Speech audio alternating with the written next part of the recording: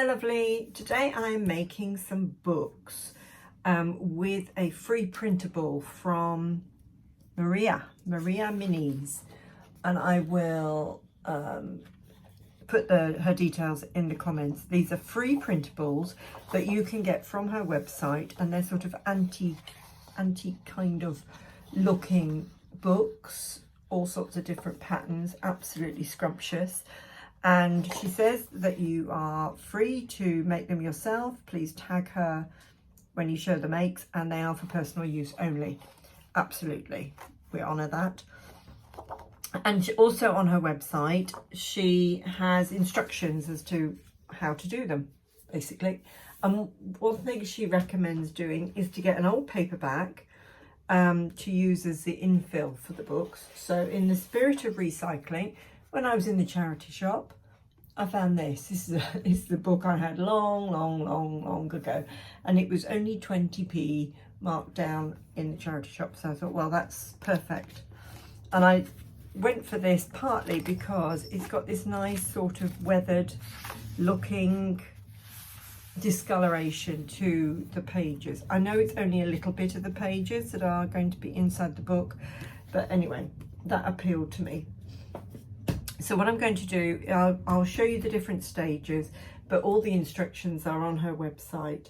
But you know me and instructions, I may well do something a little bit different, but I'll show you the process along the way.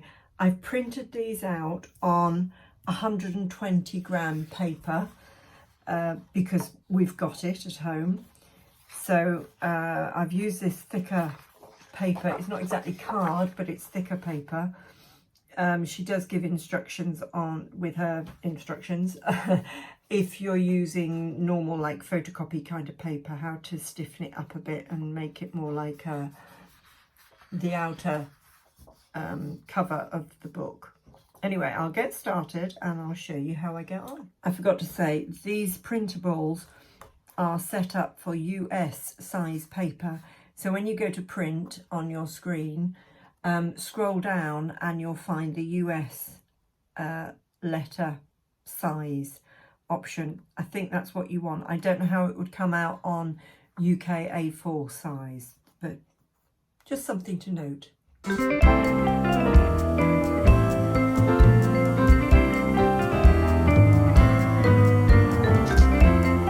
Look closely because some of the images seem to have the books with a thicker spine.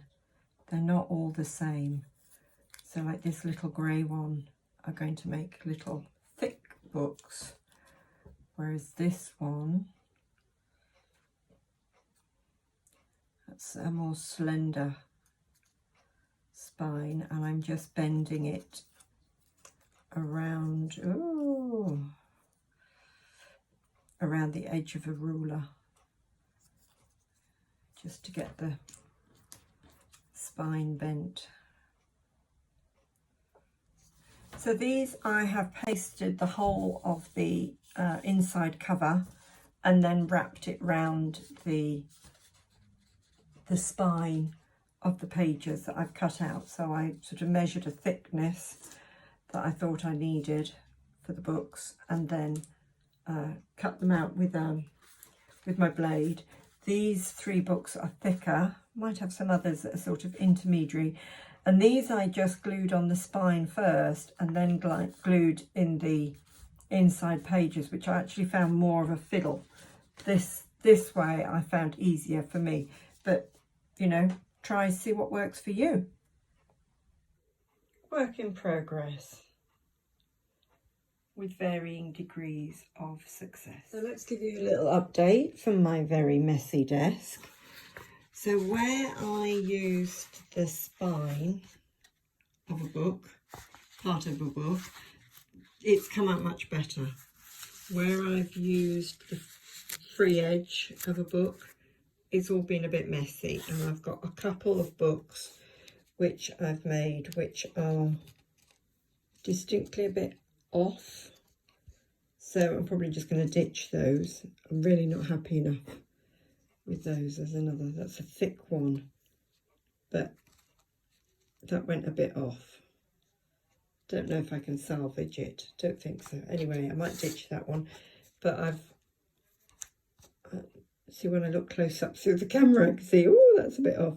I can salvage that. I can tidy that up. I need a new blade in my knife. But I've got some lovely ones there. So I will get on with the next stage. And I've also got these others to do. And I really like the purpley ones.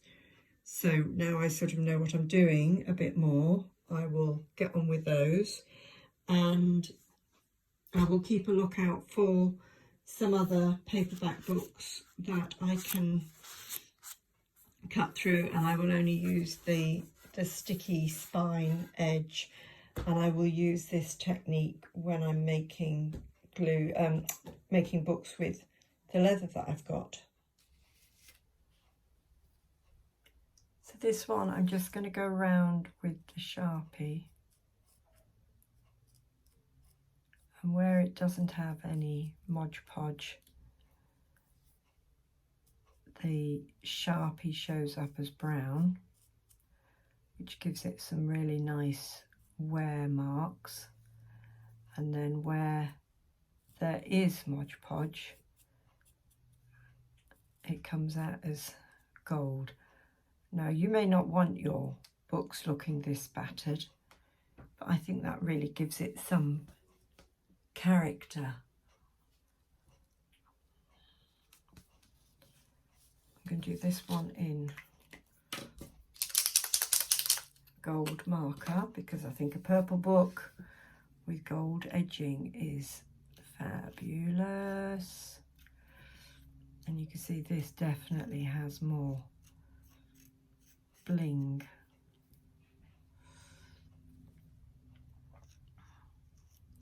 And you have to decide what you want in your house. Do you want your books all neat and tidy, or are you happy with a bit of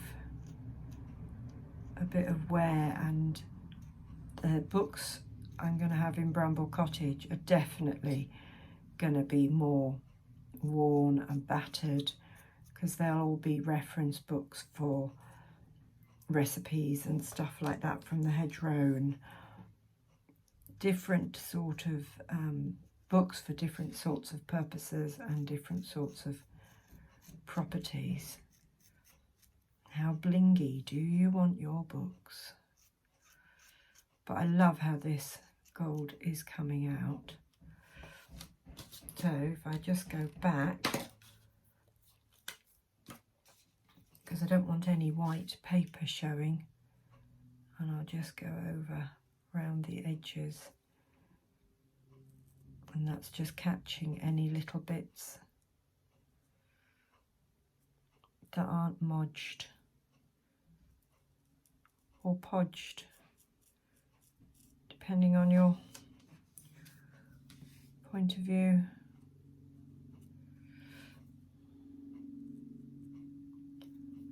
Love, love, love these. And it's details like this that will add so much to your, done that one, to your property, because it just makes them look more lived in and pristine. And if I compare these to, sorry, we've got a little micro light plane going overhead. If I compare these to the commercial stack of books, which I'll show you in a minute, I mean, there's just no comparison.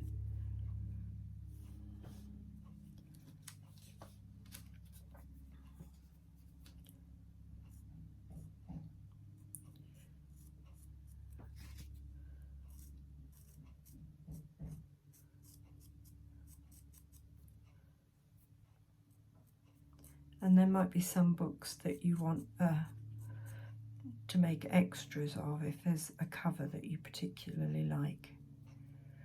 So with this printout, this free printout from Maria,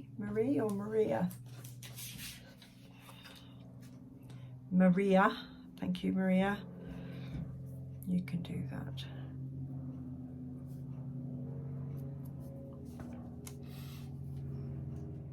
Let's show you where I'm up to with this wonderful collection of little books. I used the Mod Podge as was recommended around the open edge of the books. And what I did do was I left a couple of books unmodged, so they're sort of free opening, and another couple I did, that isn't a very good example, but I didn't have them closed completely. I've got one here somewhere, this one I think, which could actually be, you know, sitting upside down, probably how we've always been told not to leave a book, sitting upside down, bending its spine, but we've probably all done it at some point. And then the recommendation is that you use Mod Podge, because otherwise when you go over with a gold Sharpie, for instance, it will come out just brown. So if I find an example to show you, sorry if you can hear banging, that's because I've got the door open, that's somebody going past with a football bouncing away. So this one, I wonder if you can see that. So this one I've gone over with Sharpie, but it's left some really quite darker brown bits where I didn't have the Mod Podge. Actually, I'm really quite happy with that because it gives it sort of a bit of a worn look. And then on some of them, so this pile here, these are going to go in a bureau. So they're going to be behind glass in the living room of Ashton Place. This random selection are probably going to be in Paul's study. And then I've got a few others that are going to be in other places. These haven't been done yet. Has that been done? No, that's been, so this one has been done with Sharpie, and it's, say, just brown in places where all the Mod Podge didn't quite catch, and I'm okay with that. And some of them I'm deliberately going over with the Sharpie to cover any white from the book paper, and again it just catches it and gives it a little bit more of a brown worn tinge, which is great because that's what you'd have in old books. You'd have some worn discoloration and stuff, so that's good. While I was fishing around looking for my gold pens, I found two others. So this is a Signo, S-I-G-N-O. I've had this a long time, and you can see the gold has separated out somewhat. Oh, it's a Uniball Signo, but it's a nice fine ball. And that's been really useful on the very, where can I find one? I've got some very thin books. I wanted some thin ones, so I've done all different thicknesses. And then, oh, this is the same. So this is the same brand, but obviously a different model. They redesigned their model, and this one looks like it stood the test of time better. I've had this one a long time. I did find another pen, which I think I bought online, which is an Edding 750 paint marker. This is one you have to shape well. If I show you, say this, it comes out with real blingy gold. I love that. So I'm going to go over with the Sharpie on the bits of the white that you can still see, which will just tone that down, darken it down a bit. Because I have to fiddle, I have to fettle to get things as nice as I want them. And I might do some little touches of gold with one of these fine pens on the spine of a couple of books. What I need to do is to get them all lined up as if they were in the bureau. I love how they're the different shapes and sizes, and see how they look as a group, and then maybe put a bit of gold on the spine of one or two.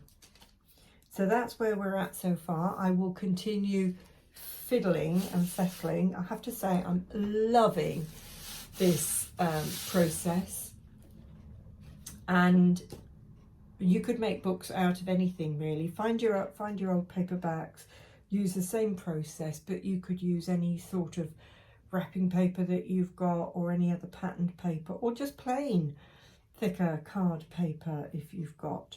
And I say I'm going to be using the same process with some of my leather offcuts to make leather bound books as well. So when you see them in my dolls' houses, you'll know the process. But I haven't quite finished yet. I'll come back and show you the last stages shortly. Which books would you prefer in your house? These or these? Do I really even have to ask? It's a no-brainer, isn't it? Well, I'm delighted with my piles of books. That was a little shake from Max to show his approval as well. So these over this side are a bit more blingy. Yes, Max, we can hear you. Does this when he wants attention. He has a loud scratch.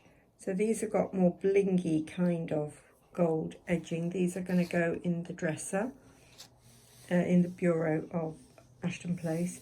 These are a mixture between Paul's room in Ashton Place and Bramble Cottage, and I've done a couple that are open, and I've got some weathered look about them because, you know, that's how they are. And there's one that lies open. Delighted.